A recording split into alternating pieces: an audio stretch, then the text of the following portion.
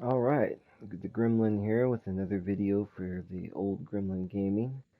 And so today we're going to go over the skills of probably one of my favorite characters, Krieg.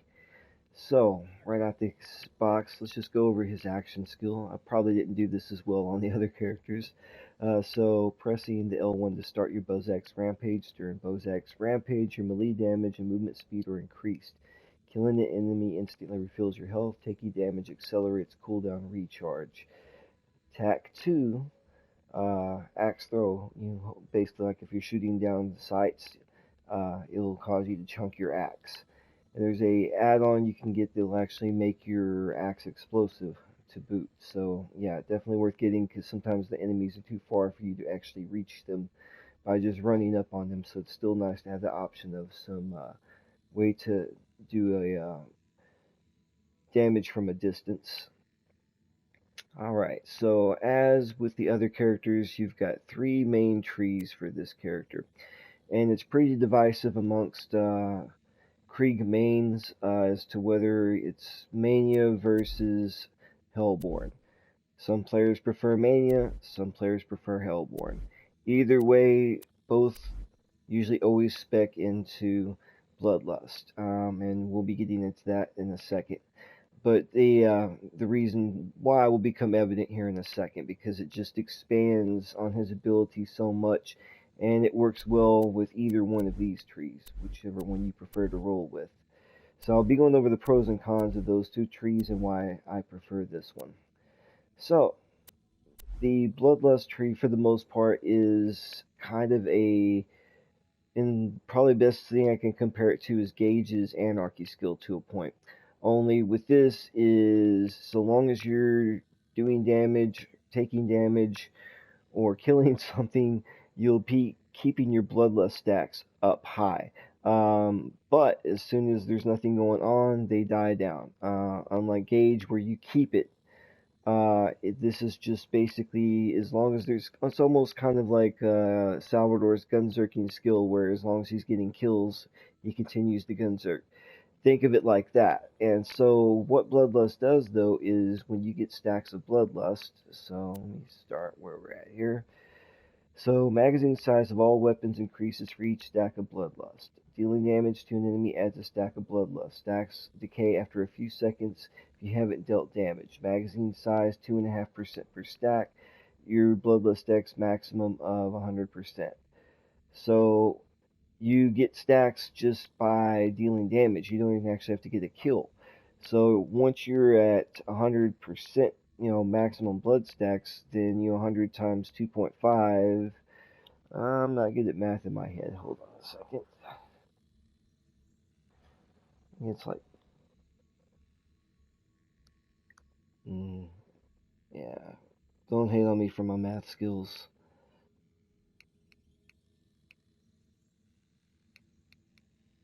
Yeah, 250%. So it increases your magazine size temporarily by 250%. Anyways, we'll be going on through this and you'll see the different bonuses that you get that ride on that Bloodlust stack being in motion.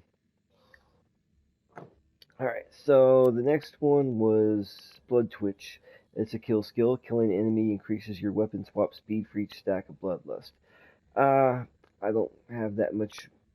I don't really switch weapons out often to see much benefit from that, so I don't usually get that skill. Next, there's Blood Overdrive, kill skill. Killing an enemy with a bullet increases your melee damage and reduces your grade fuse time for each stack of Bloodlust. I mean, it just depends on how useful that is to you to be able to increase your melee damage, because especially if you're going into this tree, you're going to get plenty of bonus melee damage. You don't really need it from this. Next is Bloody Revival. Assault rifle damage during Fight for Your Life is increased for each stack of Bloodlust. If you rock if you're using that type of a weapon a lot, then this is probably worth specking into. Otherwise, not so much. Next, we have Taste of Blood. During a Blood's Axe Rampage, all damage you suffer is reduced. Damage reduction is increased for each stack of Bloodlust. So basically, if you're kicking butt and taking names, you're going to take reduced damage when you're in Buzzak's Rampage. Killing an enemy during Buzzak's Rampage adds extra stacks of Bloodlust. So this skill feeds upon itself. Next we have Bloodbath, kill skill, killing. Most of these are going to be kill skills. That's just kind of how he works. He's a very aggressive, offensive play style. Um, and that's kind of also what makes the Bloodlust tree work so well, because it's all based on kill skills, and one thing just snowballing into another. So anyways, kill skill, killing enemy with a grenade or explosion increases gun damage for each stack of Bloodlust. Enemies killed this way have a higher chance of dropping grenade ammo, which is always good. And this is another skill that actually works well with some skills on this tree because of the fact that they add explosive damage or improve or extend explosive damage. So we'll get back to that in a second. Next, for a single point, we have Bug Axe Bombardier. When thrown, your Buzz Axe now has dynamite attached to it, which explodes impact. A absolute must-have for a single point. You can't go wrong. It makes your ability to chunk axes in Buzz Axe Rampage way nastier. Next, Fuel the Blood. Kill skill, killing the enemy with melee attacks increases grenade damage for each stack of Bloodlust, as well as adding bonus stacks to Bloodlust. You're going to be using melee and grenades a lot, so these just kind of work in conjunction with each other. Next, Blood Trance. Duration of Blood Axe Rampage increased for each stack of Bloodlust at the time of activation. This is pretty nice, and for the most part, you're probably going to be peaked out, so you're always going to get this bonus when you go into Buzz Axe Rampage. Next, we have Boiling Blood increases the time before Bloodlust stacks start to decay. This is really useful too. That way, if you get stalled a little bit to get to the next enemy, you're struggling with a badass, that you're not going to lose stacks too fast. Next, we have Nervous Blood kill skill. Killing the enemy increases your reload speed for each stack of Bloodlust. As usual, reload speed's good. It's nothing to sneeze at. And then you always do want to hit the capstone for this, because especially with either one of these trees, it will work really well as far as making this happen to a degree. So killing the enemy causes them to explode with a elemental nova matching the element of the damage that killed it, with non-elemental damage creating an explosive nova. Nova damage is increased for each stack of Bloodlust. Any overkill damage is also added to damage caused by an elemental nova. So basically what happens here is, if you kill an enemy and he's close enough to another enemy and you do enough overkill damage, it will kill the next enemy, which will also do overkill damage, because they're already being hit with something way more powerful than what they would have normally been hit with, and this just snowballs. And if you got the right build and relics, you can get entire chains of enemies just exploding one right after another simply by killing the first one. Very fun skill, useful no matter which tree on the other two you choose to go down. Yeah, you can. There's people that can do some crazy tricks where they can even make it cause a boss to die from blood explosion. Next, we have the controversial Mania tree. Alright, so this tree is really focused more on survivability in a weird sort of way. It's also about increasing your melee damage and your explosive damage. And it's also your tree that helps you heal and get back on your feet. So, starting off, we have Empty the Rage, increases melee damage, further increased if your shield is down or your magazine is empty. So this is another skill that can takes advantage of the Rough Rider shield. That shield is just made for tanks, and since Krieg and Salvador are tanks, they make the most use of that shield. So then, for a single point, this is one you can do early game, but otherwise it eventually becomes useless. But upon death, you drop a free grenade. Enemies killed with this grenade reward double XP. It's usually not a huge amount, but for a single skill point, if you just really wanted to try and max out your experience in the first, early part of the game, then go for it. Next, we have Feed the Meat. Increases maximum health and shield recharge delay. So that sounds weird, but basically this is a build that focuses on taking advantage of roid shields, which means you don't want your shield to come up too soon. You want to take advantage of being able to do roid damage as much as possible. Even if you're not using a roid damage, shield is still for whatever reason, is going to have that effect, but you get extra health. So next we have Fuel the Rampage. Taking damage recharges Buzz Axe Rampage at a faster rate. Taking health damage increases the bonus even further. You can now be damaged by teammates. So this is a risk versus reward skill here, but it actually works really well with this particular build, especially once you get to the capstone. It seems counterintuitive, and if you're playing with teammates, you have to be wary, and they have to be wary, otherwise you're going to be getting down by friendly fire a lot. But otherwise, the perks you get from it are just great. Your health, see, what was it again? Taking damage increases, yeah, it's basically, it reduces the cooldown on your Buzz Axe Rampage, just simply by getting shot at. So next we have Strip the Flesh. Increases explosive damage. Bonus increase further when in fight for your life. This is essential for this tree if you're wanting to really just cheese the hell out of Blood Explosion.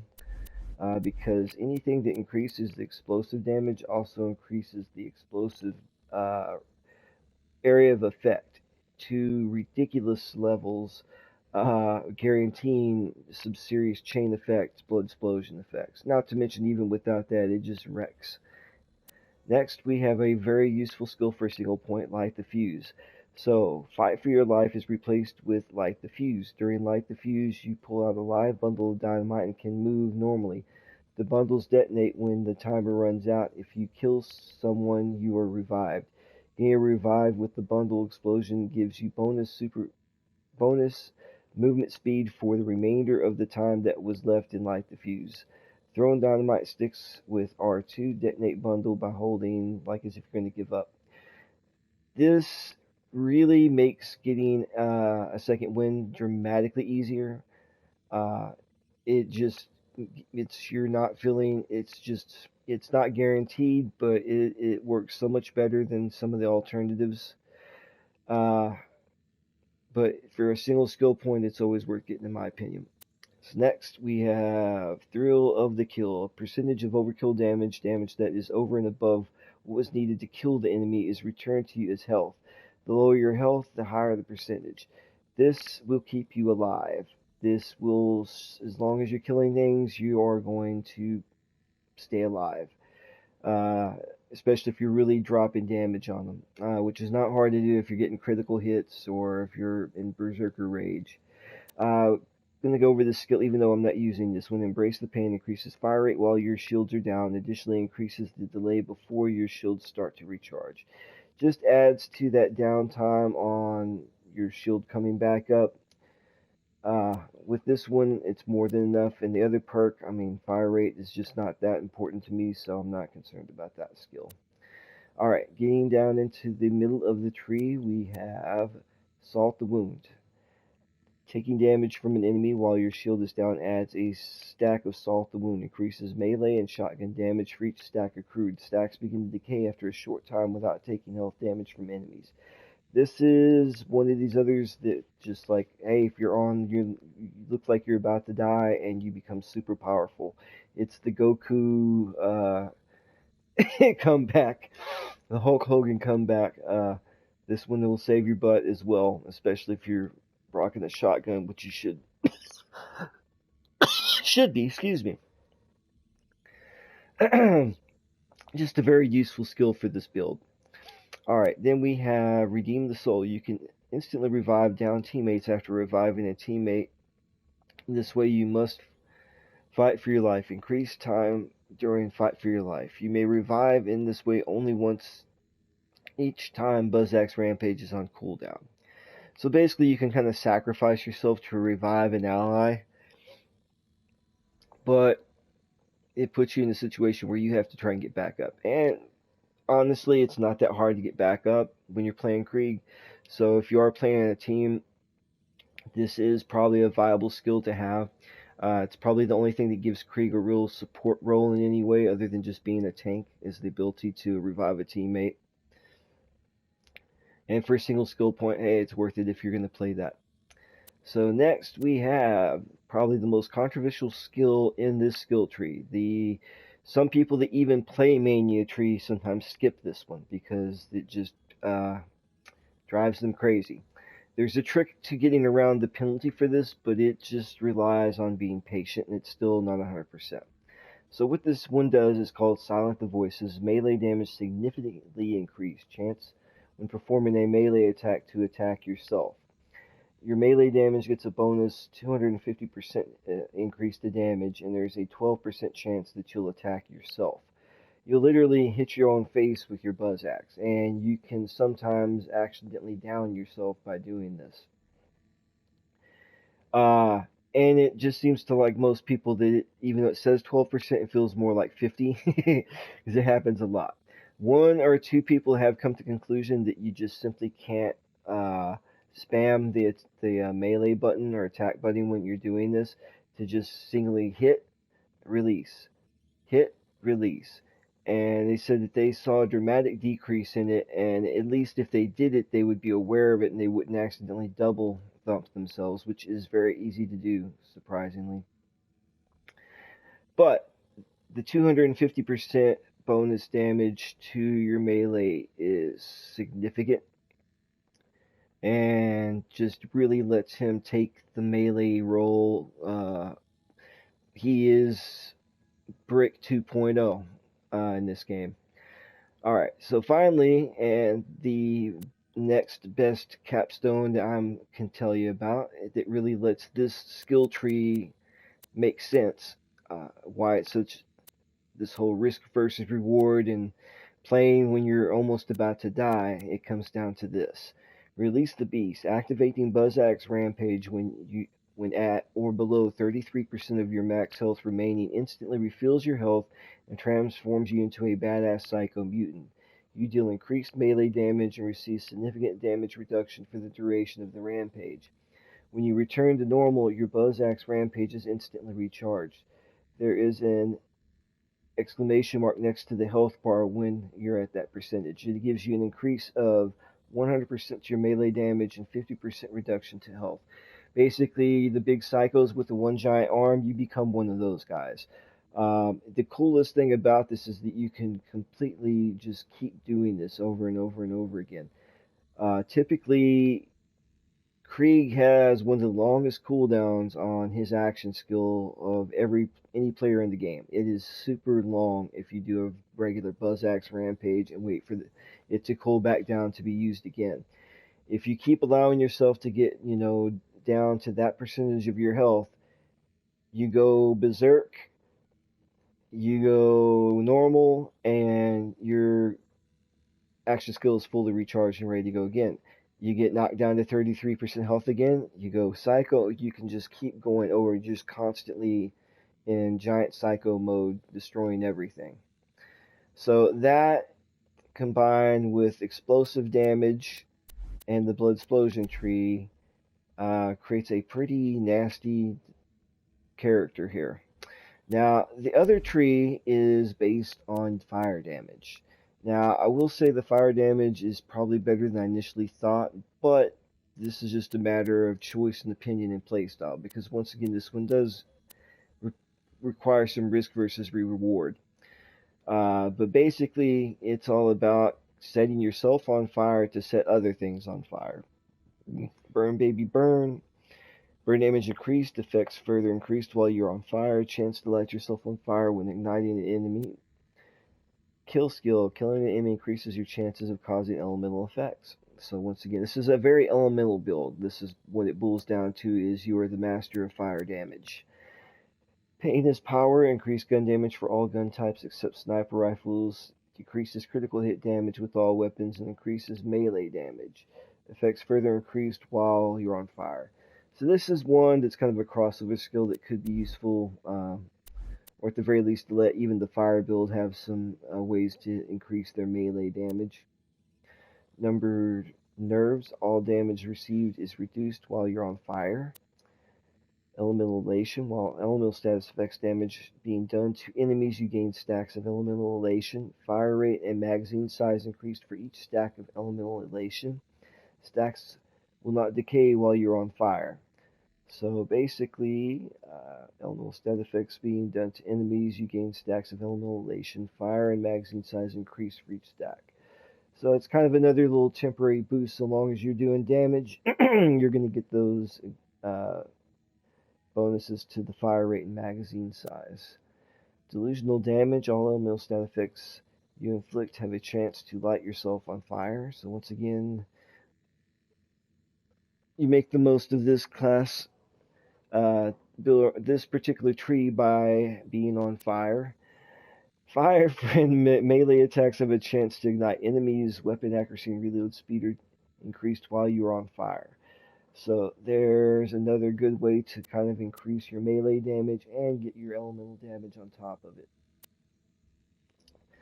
So let's see. And since I didn't spec into this tree, I don't know. This is probably a 1-point skill, but I'm not an expert on this tree, to be honest, because I have never really played the tree.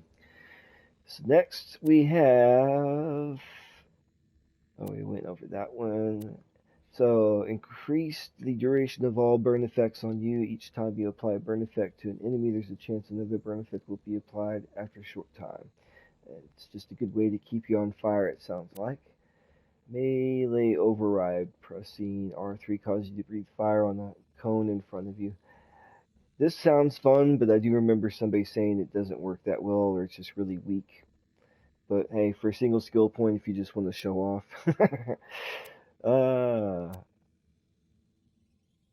then we have Elemental Empathy. A percentage of elemental stats effect damage done to enemies heals you. So there's a good way to heal yourself. Simply by setting enemies on fire, or corrosive, or whatever. And let's see what the capstone is. Raving Retribution. While you're on fire, taking damage from enemies will spawn homing balls of fires that seek out the attacker and explode on impact. Fireballs can only trigger once per second. I think this is one of the skills that people really like on this build, just because it can get chaotic, especially if you're doing crowd control. It's a play style, like I said, that is not, it's not bad. I've seen people do ridiculous things with this tree. It's just never appealed to me. So, and like I said, it's really those two types of Krieg players at the end of the day. Alright, so that is it for Krieg. As you can see, I'm running a Flesh Crunch, I guess would be my subclass. My main reason being is to maximize that explosive damage. So right there, this class mod, as you can see, I'm actually not using like a legendary. It's just a regular purple.